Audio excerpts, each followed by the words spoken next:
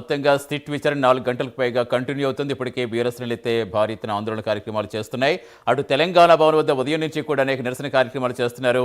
ఇక ఎప్పుడు విచారణ ముగుస్తుంది? విచారణ ముగిశాక ఆయన కేసీఆర్ తెలంగాణ భవన్కు వస్తారా, లేదా బీఆర్ఎస్ శ్రేణులు గణితుల నివాసానికి వెళ్లబోతున్నాయా? ఇప్పటికే సీఎం రేవంత్ రెడ్డి దిష్టిబొమ్మ దగ్ధం చేస్తారు. సీఎం డౌన్ నినాదాలు చేస్తున్నారు. భారీ ఎత్తున నిరసన కార్యక్రమాలు చేపడుతున్నారు. సో మొత్తంగా 4 గంటలకు పైగా విచారణ కంటిన్యూ కావడంతో ఎప్పుడు విచారణ ముగుస్తుంది? విచారణ తర్వాత కేసీఆర్ ప్రెస్ మీట్ పెడతారా, ప్రెస్తో మాట్లాడతారా, లేదా అక్కడికి బీఆర్ఎస్ శ్రేణులన్నీ కూడా నందినగర్ నివాసానికి వెళ్ళబోతున్నాయా అనేది ఇప్పుడు ఏం జరగబోతుందో తెలియాల్సి ఉంది. ఇంకా విచారణ అయితే ప్రస్తుతం కంటిన్యూ అవుతోంది. సమాజం అంతా తమకు బాధ కలిగినట్టు, తమకు ఇబ్బంది అయినట్టు ప్రతి కుటుంబం నుండి ఈరోజు బాధ వెలిబుస్తున్న సందర్భం.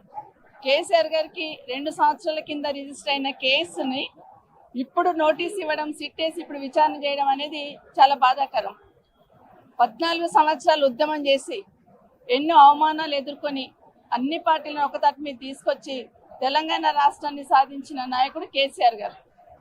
10 సంవత్సరాలు తొలి ముఖ్యమంత్రిగా రాష్ట్రానికి 10 సంవత్సరాలు రాష్ట్రాన్ని అన్ని రంగాలలో ముందుకు నడిపించి దేశంలోనే తెలంగాణ మోడల్ అనేటట్టు పాలన చేసి తెలంగాణ అభివృద్ధిని మొదటి స్థానంలో నిలిపిన వ్యక్తి కేసీఆర్ గారు. స్పష్టంగా భారతదేశానికి, ముఖ్యంగా తెలంగాణ రాష్ట్రంలోని ప్రభుత్వానికి కనువిప్పు కలిగేటట్టు ఎకనామిక్ సర్వే రిపోర్ట్ రావడం జరిగింది. ఒక్కొక్క రంగాన్ని ఎంచుకొని బాగా చేస్తున్నారు కేసీఆర్ గారు. నిజంగానే ఈరోజు ఎందుకు నోటీసులు ఇచ్చారమ్మా అని ఊర్లలో కింది స్థాయి వాళ్ళు అడుగుతా ఉన్నారు. ఎందుకు కేసీఆర్ సార్ని పోలీసులు పిలుచున్నారు, ఎందుకు నోటీసులు ఇచ్చున్నారు, కేసీఆర్ గారు ఏం తప్పు చేస్తున్నారు అనేది కింద సామాన్య జనం అడుగుతున్న విషయాన్ని గుర్తు తెచ్చుకోవాలి. ఈ ప్రభుత్వం ఏంటంటే కేసీఆర్ గారిని కక్ష సాధింపు చర్యలో భాగంగానే ఈరోజు సిట్ విచారణకు పిలిచారనేది వాస్తవంగా అర్థమైతా ఉంది. నందినగర్ అడ్రస్ మాత్రమే మాకు తెలుసు, కేసీఆర్ గారు ఏడుంటారో మాకు తెలియదు, ఎర్రవల్లి ఫామ్ హౌస్ మాకు తెలియదు అని ఏదైతే చెప్పినారో, ఈ ప్రభుత్వంలో రేవంత్ రెడ్డి గారి డిపార్ట్మెంట్ ఏదైతే హోమ్ డిపార్ట్మెంట్ ఉందో ఎట్లా పనిచేస్తుంది అనేది అర్థమైతా ఉంది. ఒక ప్రతిపక్ష నాయకుడిగా ఈ రాష్ట్రానికి 10 సంవత్సరాలు ముఖ్యమంత్రిగా చేసిన కేసీఆర్ గారు, 14 సంవత్సరాలు ఉద్యమ నాయకుడిగా ఉన్న కేసీఆర్ గారి అడ్రస్ తెలియదంటే ఈ డిపార్ట్మెంట్ కళ్ళు మూసుకొని పనిచేస్తుందా అనేది ఒకసారి ఆలోచించాల్సిన అవసరం ఉంది.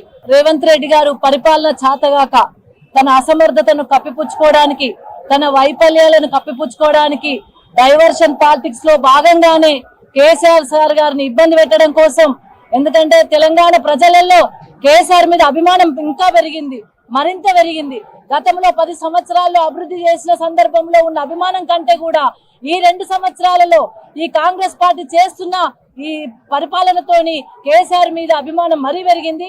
కేసీఆర్ ఆనవాళ్లు లేకుండా చేస్తాన్న నెపంలో భాగంగానే కేసీఆర్ ఆనవాళ్లు లేకుండా చేస్తానే ఆ కేసీఆర్ యొక్క ఆత్మ గౌరవాన్ని దెబ్బకొట్టే విధంగా, అవమానపరిచే విధంగా ఈ సిట్ నోటీసులని, కాళేశ్వరం కమిషన్ అని రకరకాల విద్యలతోని రేవంత్ రెడ్డి గారు గారడి విద్యలతోని ఇబ్బంది పెడతా ఉన్నారు. ఎన్ని ఇబ్బందులు పెట్టినా, ఎన్ని